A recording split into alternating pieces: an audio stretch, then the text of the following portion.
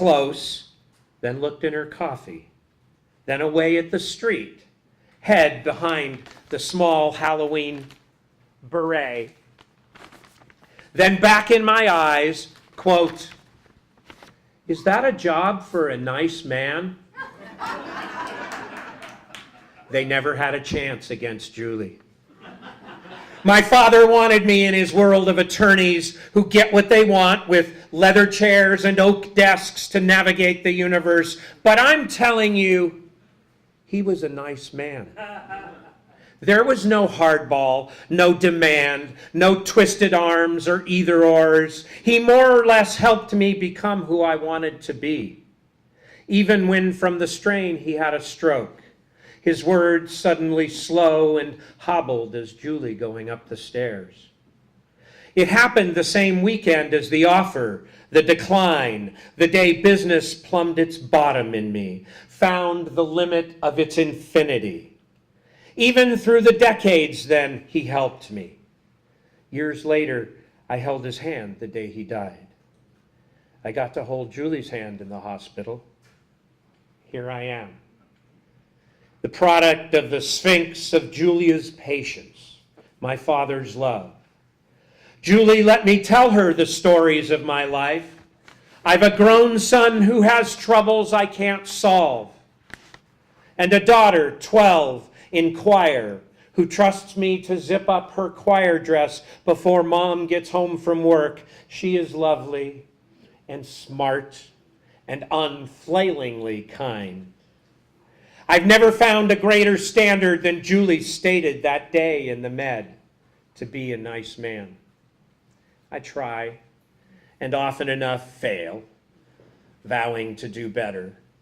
But it's Julie's key that brought me here, to the 7th grade Christmas choir concert, to my daughter's eyes seeing me in the crowd, to her small inside smile, to the white bow in her hair, to the sing-along with all of you, making art and music and poems, because at its best, life's a sing-along.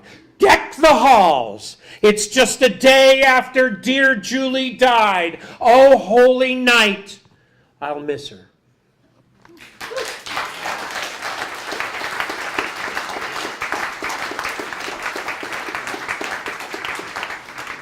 Coming up next to the mic, we have Jan Steckel. On deck, after Jan, we have Dorit Gashuri. But please now welcome to the stage and keep it going for Ms. Jan Steckel.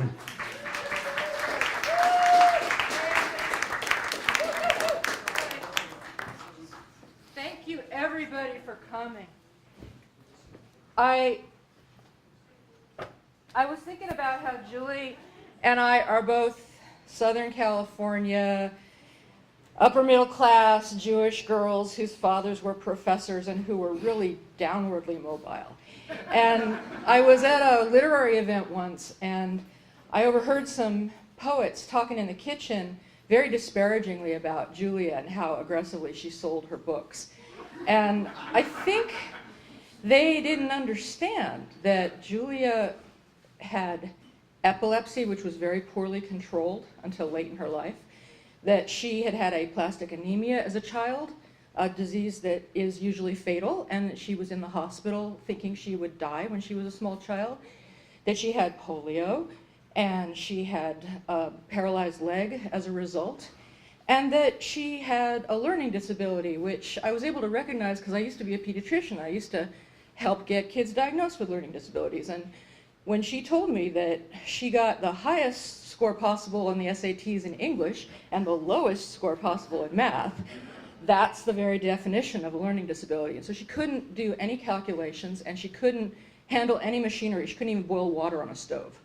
So she managed, in spite of this, to stay off the public charge, to go to Cal Honors English, to go to the Iowa Writing Workshop, arguably the best poetry program in the country, to write, almost 70 books and CDs, to mentor a lot of us, and to be a surrogate mother to some street children, some of whom have appeared on the Julia Vinograd fan book page to tell about how wonderful she was to them on Telegraph. So I just want to appreciate for a moment what she was able to instead of that. Yeah.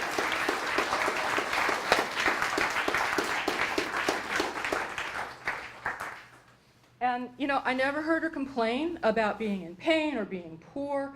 The only things she would complain about were bad poetry. Oh, if only I were deaf, I'd be in love, right? Or people not letting her sell her books in a particular location because she looked like a street person. Or if she got to the potluck too late to get some of Bob's turkey, right? You know, all the chicken was gone, and she would almost sob. And the first poem I ever wrote for her is in my new book, Like Flesh Covered Bone, which like Flesh Covers Bone, which she would have told me to try to hawk at her memorial.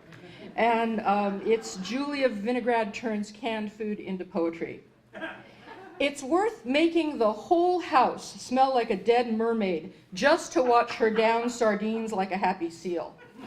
I winch open tins of smoked oysters, sardines in oil, gefilte fish, niblet corn, jumbo olives, preserved peaches, each dish before digestion gets its ode.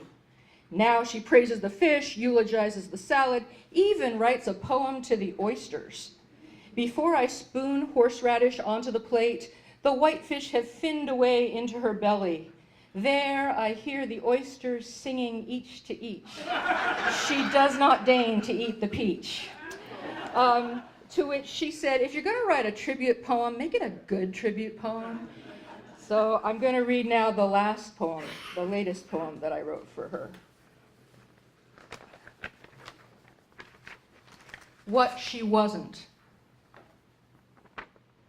What use now my knowledge, death just death. It isn't skeletons dancing or humping, not ghosts walloping ectoplasmic knees, telling stories of what she did and said. It's just a pile of calcified fragments and ash shoveled from an oven and passed off as hers. She was no angel and no saint, but a selfish brat who knew it. Teach me how to be that selfish, to be God's darling with a turn of phrase, to ignite her pyre with an epigram because you've got to have flaming arrows, float her like a Viking in a fiery longboat, play a wake dance of mandolins, accordions, ukuleles, and banjos. Don't haul out creaking machinery of saxophones, voodoo queens, blues, personifications of beat romance. She was more than that. More than her milieu, more than the street's spirit, than bubbles and a necklace of bones. Less than a prophet, nobody's bodhisattva. She was not your muse, Berkeley, not the zeitgeist's totem. Gluttonous, strong, childlike, brilliant, phobic, sardonic, idiotic, and human. She was Julia, our Julie. No matter what holy smoke we offer in her name, she isn't coming back. Yeah.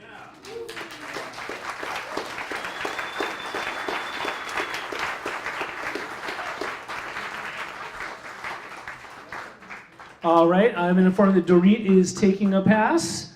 So that means next up we have Mr. Richard Loringer, and he will be followed by David Golub, who will then be followed by Kathleen Wood. So in the meantime, please welcome Richard Loringer.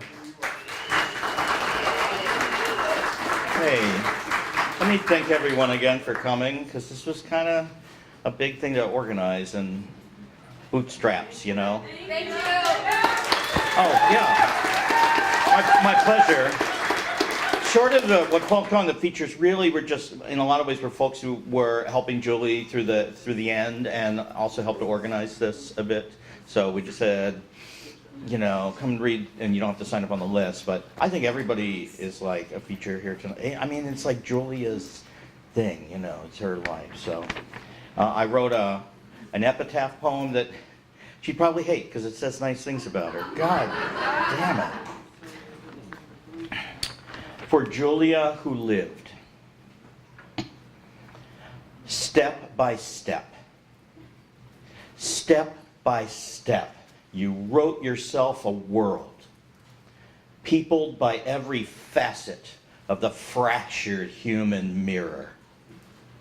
Thousands of poems, each with its own life and face and force. Dancing, stumbling, ranting, singing, flailing about, or sitting quietly, walking by, stopping to talk, asking for change, seeking, finding, exuberating. Each a reflection in which we see ourselves, like it or not, pulled into focus by the lens of your sharp blue eye. A world in which we live because it was already there, always had been, half seen and luckless until you happened along to paint in the details, to fill its form with breath until it snaps into being, perfect globe of the moment that drifts off on its own, each poem. And you, where were you in all this? In all this to-do, you, limner, fabler, storyteller stuck in a poet's twisted form, visioner, channeler, light rider, blackbird on a live wire, imperative telegraph lodged in the traffic of beauty. You, the biggest mystery of all, conundrum in black. Your own life, opaque and inscrutable as an onyx column. Translucent and fragile as a bubble of soap, and just as resilient. Did you know that bubbles persevere in hardest rain? That it slides right through them with barely a shimmer in their shine? That's true, you know. I bet you did, since you so lived through them, and you lived just so, the world passing through, but you immutable, seemingly, seamless and plodding onward and ever through the Berkeley streets to poem after poem, reading after reading, listening, watching, grunting, complaining, declaiming, proclaiming, opining, and chiming. There you were, in those sounds, in that seeing, those words that rung of the world passing through. There you were, if anywhere, you sneaky enzyme, you. Because